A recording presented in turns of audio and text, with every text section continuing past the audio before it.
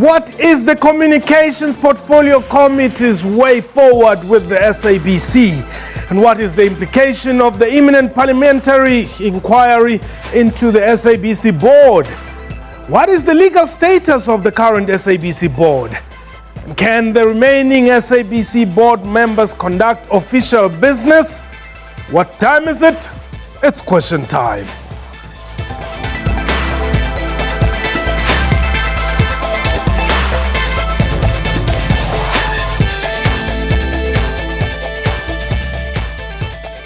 Hello and welcome to the show. My name is Mpho Tsedu. The South African Broadcasting Corporation leadership addressed the media this afternoon following the broadcaster's appearance before Parliament's Portfolio Committee yesterday. Chairperson Professor Mbulaheni Maguvhe reiterated that while still waiting for the inquiry into the fitness of the board, he is going nowhere. Today, Question Time asked, where to from here? For the public broadcaster. We are live, and therefore you can call us and air your views. The numbers to dial 089-110-4210. But before we get into the discussion, let's have a look at this clip. The issue of one board member who was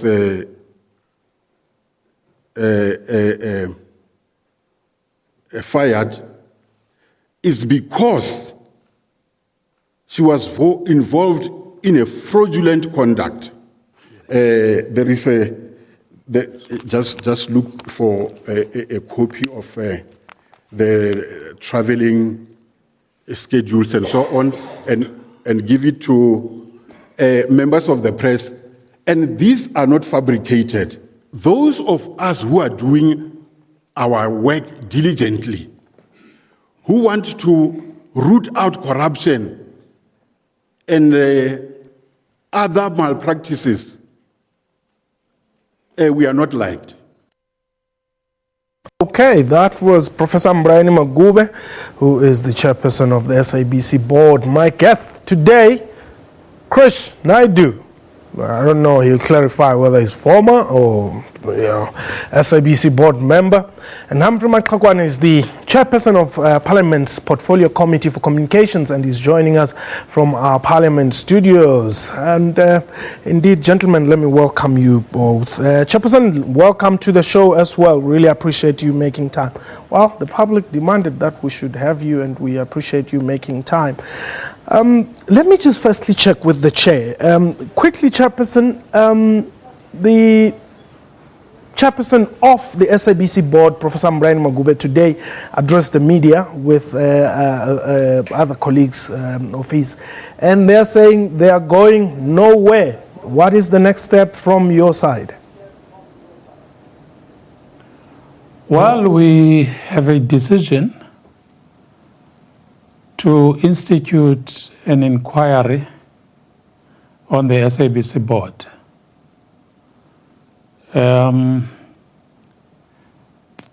I hear that the chairperson says they are not going anywhere, but that is a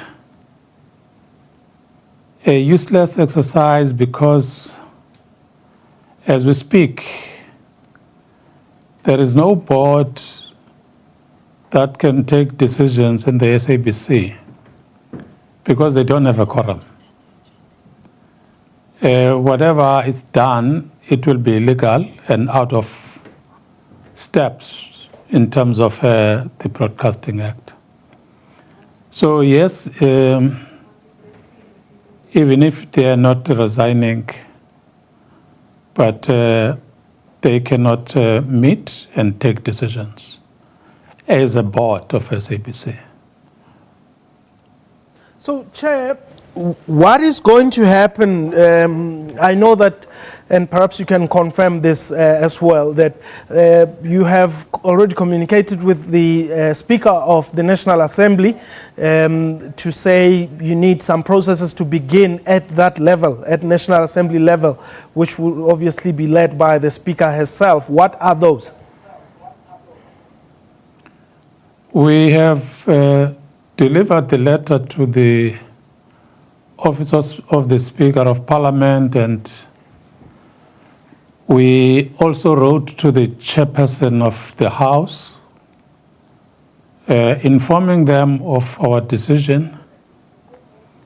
And the Speaker, when she receives the letter, she will advise us on the course of action to take or the route that Parliament will take. But obviously, what Parliament will do, this is what we think the Speaker will do, is to cause a House to take a resolution on the inquiry. And that is a step leading to the putting in place of the board, the interim board. Okay. So that's the necessary step that that Parliament will take, because we cannot have a vacuum. There must be a board that is operating in the SABC and take decisions until we have a fully fledged board. Okay. We hope that by now, the two gentlemen, Mr. Krishnaidu and Mr. Mavuso, have written to the appointing body. Yesterday, they pronounced in our committee that they will be resigning, but formally they will have to do that to the president's office because they are appointed there. Okay, thank you very much. Hold it there, Chair. Krishnaidu, welcome. Have you resigned? Thank you, Mpo, and good evening to you and your viewers. Yes, I have resigned, and I am a former board member, so that's a correct description. Okay. I wrote to the President last night confirming that I have resigned from the SABC board. I apologize for not serving my full 5-year term, but I said to the President that circumstances at the SABC, particularly the erosion of governance in the organization, had made it untenable for me to continue serving as a board member. I've taken into account my conscience, my integrity, and my own concerns as an officer of the court, as an attorney. I weighed all that up and decided I could not serve anymore. And I thank the President for considering me to be appointed in the first place.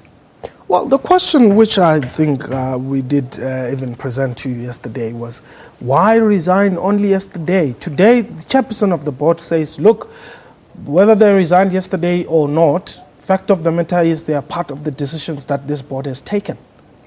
Well, we've taken lots of decisions. I mean, I've been on the board for 3 years, and I probably was party to about 100 decisions. So I think the chairperson should be clear what decisions he's talking about. You know, I'm very clear about what decisions I was party to, and I'm talking about operational decisions.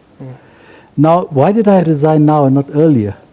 Well, to put a board in place is a very cumbersome process, and I think as the chairperson of the Parliamentary Portfolio Committee on Communications will confirm, you're required to advertise, invite members of the public, there's a shortlisting process, there's an interview process, then it goes to the National Assembly, and then the President appoints. So it's a long and it's an expensive process. So one doesn't resign from a board like the SABC at the whims and fancies, you know, at the drop of something that think is going to affect your integrity. You measure it, and you go along and you try and rectify things. So because I came on this board on the recommendation of the ANC, and they thought I could help solve some of the legal problems on the board, because this board has been lurching from crisis to crisis for a very long time. So on that basis, I came onto this board. And my first challenge on this board, I recall, was in September 2013 when I was appointed, was to look at the contract between MultiChoice and the SABC. And when I looked at it, my view was very simple. That was an illegal contract. I then went across to MultiChoice and I met with Mr. Imtiaz Patel, and I told him, and I said, look, what you should do is that sit down again with the SABC and renegotiate the contract on terms that are equitable to both parties. So I gave that advice. Nothing happened beyond that. And there were other crisis points where one had to decide, well, should one stay on this board? And the erosion of governance was a very gradual process, to a point where 2 weeks ago we had a Supreme Court appeal decision on Mr. Slaudi Motsoeneng, And I then made it very clear that, in my view, that decision made Mr. Motsoeneng a non-employee. In other words, he's got no status in his organization. And I then decided that, look, I had to fight this publicly, because the problem with the board is so dysfunctional and so divided that you had 9 members, you always get 7 members saying yes and 2 members saying no. So it's pointless. It's a simplistic game of numbers here, whereas we were dealing with substantive issues. So I decided to go public and give the public my view on whether or not it was proper to appoint Mr. Motsoeneng as an acting CEO after a court of law was pronounced on his unsuitability for that position. Gideon, you are in Eshowe. Our apologies for holding so long. Thank you, Mpo. How are you? I'm well. Thanks for the call, Gideon. I am very well. No, what I want to, my comment is here. Motsoeneng is the best man. No matter what they can say about him, but he is the best man. You see, which contribution I want to put there. The Concord is not a court. Even the judge, they are not a court. So people in the parliament who they are criticizing each and everywhere, wherever, they there without even any degree. But it's easy to make noise. But that man I see there in my screen, is the best man. Never mind what they say. The 2 men who you got there, I don't believe on them. Because you have to work as a team when you in a board. If my opinion fails, that means it doesn't mean that all the board is failing. Okay. Then I will go out and just shout whatever. The ground for playing is there in the table for the board, not in the media. Thank you, Gideon, for the call, calling us from Eshowe in KZN. Well, I think firstly I must say that Gideon is entitled to an opinion. All of us are entitled to opinions, and that's the beauty of this country. We've got a beautiful constitution, we have freedom of expression, but I don't agree with what he's saying. Simply because as a board, as parliament, all of us are governed by the constitution, and there's a thing called accountability in our country. So board is accountable. But what is it which we don't know about this SABC board, which you think the public need to know? Well, I think one of the problems in the SABC board is when you bring on board members, they should have a very strong base on integrity. They should be very ethical.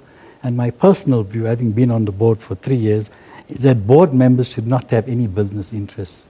Because you deal with very large contracts at the SABC, there's always a temptation to become involved in business, even if you're not a business person by profession. So that's the temptation, I think. So that's the first problem. The second problem is accountability means that the board's job is a fiduciary responsibility to manage, to make executives to account. But when the tail wags the dog and the executives now run the show and usurps the position of the board, that's where problems start in the SABC. And that's been the continuous problem in the SABC. If you look at previous boards, it's the management, the top management, the 3 people, the CEO, the CFO, and the CEO, which really run the SABC and deprive the board of their fiduciary responsibilities to keep the executives to account. Now, when that process breaks down, then the board loses its value. Okay, let's take Kenneth in Khayelitsha quickly. Kenneth? Hi, Mpo, how are you? I'm well, thanks for the call, Kenneth.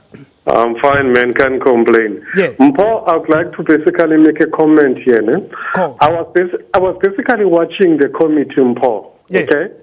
But what I found to be interesting, in particular with all of these comments that have been made by parliamentarians, and also in particular the 2 gentlemen who basically resigned in the committee. I found in particular, Mpo, very much interestingly, because I work in particular in my profession with labor law in particular. I feel basically that Parliament in particular is very much contradicting itself.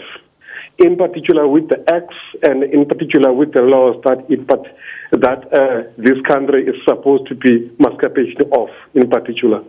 And with regard to the issue of Mr. Motswaneng in particular, as he was an employee of the SABC, and also with the judgment that was made in particular by the High Court, in particular that disciplinary action must be taken against him, and of which the SABC did exactly that, and then he was basically acquitted on the TC in particular. And now parliamentarians and also the two gentlemen were basically making it a fallacy, including Kenneth, with the DA I'm going in to ask particular. you to get to the point. Yes. My point in particular is that what I'm trying to make. This whole thing of Mr. Motswaneng in particular, it has been cooked, and it's clear to me, especially with the two gentlemen that you have. Okay, Kenneth, thank you. Your point is clear. You've made your point. In particular, it is in the board it is cooked and in particular. choose but for now, we have to go for an ad break. We shall return.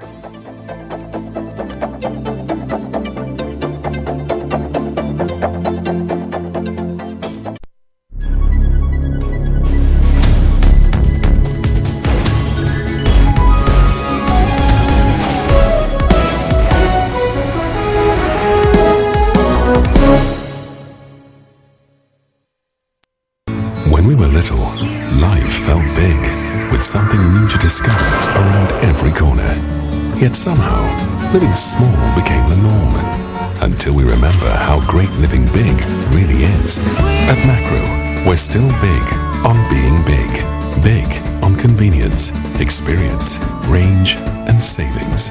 Big on the moments that matter. Rediscover how beautiful it is to be big on life.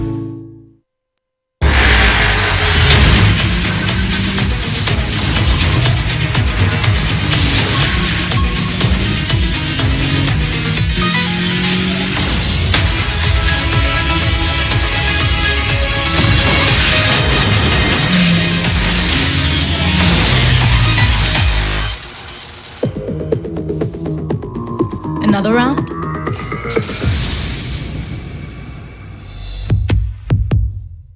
A presumed U.S. drone strike in the south of the country has killed 3 al-Qaeda suspects. Death toll in Yemen's 18-month-old civil war now stands at about 10,000. People get killed or die and are actually buried before they're recorded, and we don't have a way of recording that, but we know the numbers are much higher. Water restrictions are to be imposed on villages in and around the Nkomazi municipality. Pumps can't pump the water because there's no water in a river, and if the water is coming back, then it's full of mud. Those who can pray and those who can do any miracle to make sure that we've got enough rain, give it a try. ANC moved to ease tensions created by the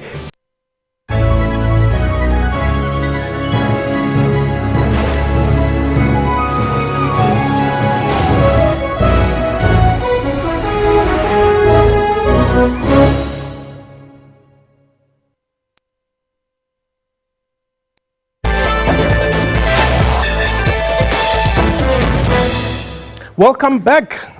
This is Question Time. You're watching. Let me welcome our guest back. But Chairperson in Cape Town, let me just quickly come to you. Professor Maguvhe says, bring it on. He reserves his rights. Are you prepared for the legal battle that looks possible? Well, we're very worried about people running to court when they know that they are very wrong. Of course, the issues of court will deal with them when they come. For now, our focus is on putting into place a proper board of the SABC, so that the nation can be satisfied that as Parliament we are doing our work in terms of playing oversight role on all entities of government. So I don't know what the professor means, but we'll see when all those things are done. But if I can agree with the man from Eshowe, because I think we need to put this into a proper perspective. Parliament is very different from bureaucracy. When you go to SABC as an employee, there are certain qualifications that one needs to have. But Parliament, it's a party representation, so politicians don't apply to go to Parliament. And therefore, there, I agree with him that when you go to Parliament, there are no certificates that we need, but we need skills, even in Parliament. Okay. But private sector or the entities, there are certain qualifications that you must have. So the man from Eshowe must differentiate between the two. Okay, let's take Jabu. Jabu, you are in Midrand. Welcome. Yes, how are you? I'm well. Thanks for the call. I'm good. This thing of Saudi, I mean, this boy must take us serious. They are making some funny jokes about us. This is South Africa. We live by constitution. This is not Bangladesh public. And I get angry when I hear people like Gideon who are calling before here. They're taking us for granted. This is South Africa whereby, like, just because you give us grant, we must not question you. He must hold you accountable. This thing of cloud, I don't get it. Why these puppet ministers and puppet boards have to defend this boy, like this little boy, like this? I don't get it. Are they owing each other something? I think these things of inquiry must go ahead. Instead of implementing the recommendations that have been made by public protector, they are starting to do their funny things of inquiry. You understand? Like, the Supreme Court of Appeal have stated it, saying that, you know what, you are wrong not implementing those decisions. Like Comrade Fana mentioned it yesterday that this thing is just nonsense. I don't get it. Okay, Tabo, thank you very much for the call. Because somehow, I think I need to dig deeper here. The question of business interests. Let's just talk more about that. Yeah, look, it's because I'm trying to think what else would get so many board members to be beholden to Mr. Motsoeneng. I mean, it can't be friendship.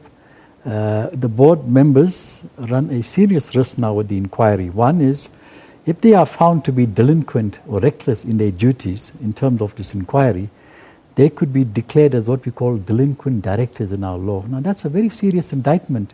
That means for the rest of your life, you could be precluded from holding a board position. That's the first problem. The second problem, talking about Professor Maguvhe, he's chosen to privatize this battle, in my view.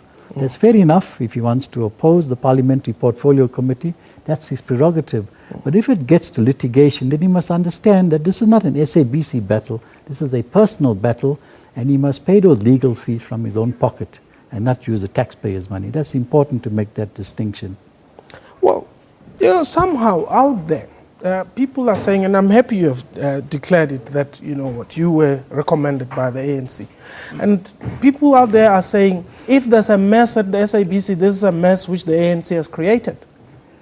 Well, not from where I look at it. You know, I mean, the ANC has come in with good intentions here.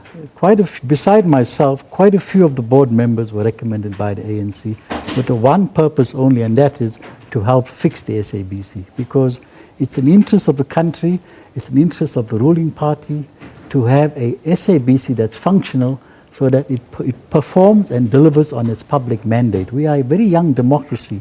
We are a constitutional democracy, and dissemination of information is a critical point in this stage of democracy. So that's why we need a functional SABC. So it doesn't make sense for the ANC to put board members here to undermine the SABC. Question I do. Thank you. Thank you very much. Chairperson, thank you very much for the time and good luck with the future. But that was question time for today. A big thank you to my guests and to you for watching the show. From me and the entire crew, you have yourself a wonderful time. I